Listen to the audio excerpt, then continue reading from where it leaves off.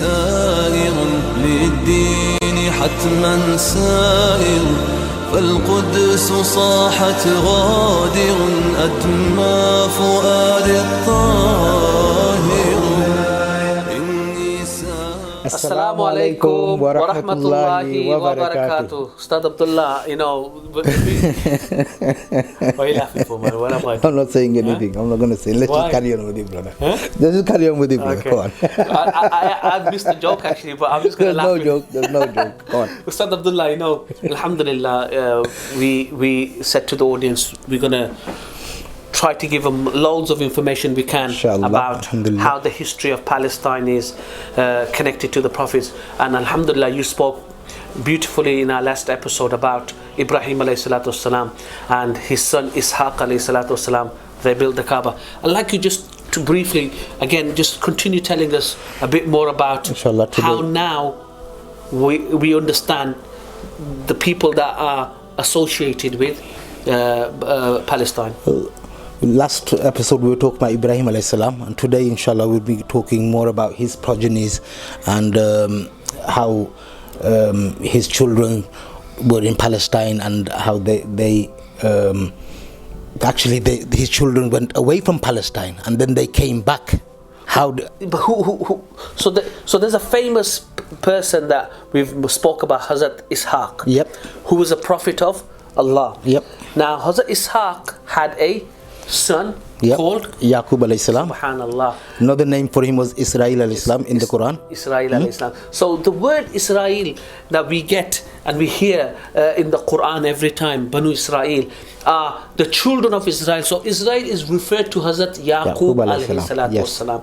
And Hazrat Yaqub alayhi salatu wasalam story is amazing, and I'd say to everybody to read about that story. Yes. And amongst his children there was a famous child. If you'd like to elaborate Yusuf on that. alayhi salam, Subhanallah. And what a beautiful story he has as well. He has a beautiful story as well. Subhanallah. Well, that's something we're going to go into maybe in the future.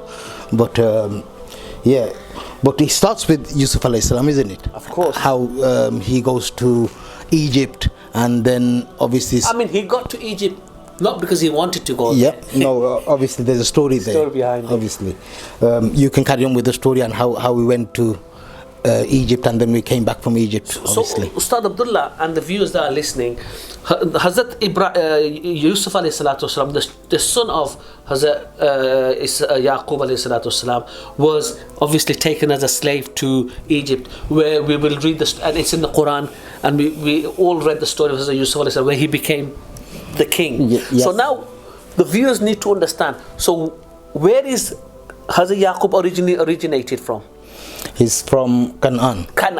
So Canaan is in Palestine. So Hazrat Yaqub is now from Canaan. Hazrat Yusuf is from Canaan. Hazrat Yusuf's brothers, everyone is from Canaan, from Palestine. But Hazrat Yusuf alayhi salatu wasalam, unfortunately for whatever the story was about him, he ended up in as a slave in Egypt, yes, where he became the king. Now, when he became the king, he took his whole family to, all his brothers and his father and everyone, back to Egypt, where they lived like kings. They were all royalties. Subhanallah. The thing is, we're talking about them as royalties now, but it didn't take him long for them to become from royalty to back to slaves. What happened? So Banu Israel, meaning the children of Israel, who later on, the later generation, when they disobeyed Allah and the people of Egypt punished them and enslaved them, slaved them, made them from royalty to slave, and then another famous person enters the whole story. Subhanallah. Another famous Musa alayhi salam. Subhanallah, the great Musa alayhi salam. The great Musa alayhi salam enters the story now, because he plays a massive part with Palestine. Yes, he's going to be the person who's going to take him from Egypt back to Palestine, inshallah. Yes. Hazrat Musa alayhi salatu wasalam is the one then takes the Banu Israel, the children of Israel, from Egypt back to Canaan. But through that journey that was happening, there's so much to happen. Yes. There's so much that happened where they disobeyed Musa alayhi salatu salam, and as we also know that Musa alayhi salatu salam was able to talk to Allah subhanahu wa ta'ala directly. Also the food they used to get from Jannah, they didn't want it no more. And so the children of Banu Israel with Musa alayhi salatu salam, Ustadh Abdullah, they actually witnessed the power of Allah subhanahu wa ta'ala when they see the Pharaoh drown, which is in the Quran, and we learn. And it happened to them right behind them. They were going at the front, and behind them, Pharaoh was getting drowned. And you know what, Ustadh Abdullah, they were promised the land. Yes. Right?